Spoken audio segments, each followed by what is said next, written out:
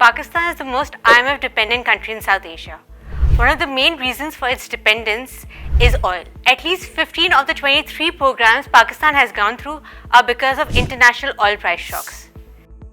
But the question is, does Pakistan do well under IMF's strict discipline? Recently, FPCCI did a study in which it compared Pakistan's key economic indicators for the years under the IMF program with the years Pakistan was without it.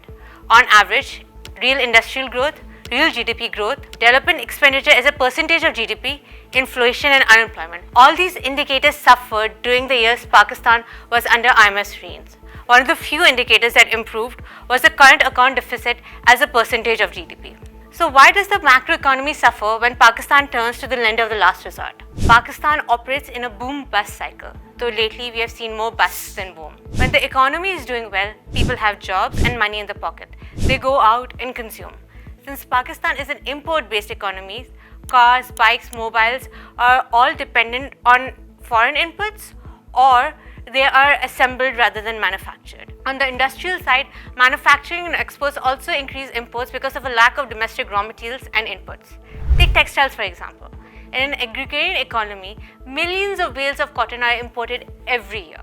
The boom part of the boom-bust cycle is what actually causes the bust, which is when we run towards the IMF to help us stay afloat. IMF cuts down on consumerism and imports, hence the current account deficit improves. But without import-led consumerism, demand decreases and domestic industries suffer, increasing unemployment. At any given time, there are at least 7 million people in Pakistan actively looking for a job and unable to find one.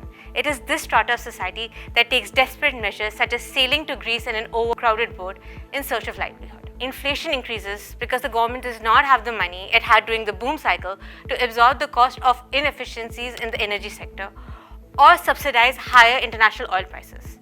One of IMF's requirements is a free floating exchange rate, which causes PKR to depreciate, which is what is happening right now. This in turn adds to inflation, curtails demand and limits manufacturing. These measures narrow the current account deficit, but the cost of worsening macroeconomic indicators. But can we really blame the IMF?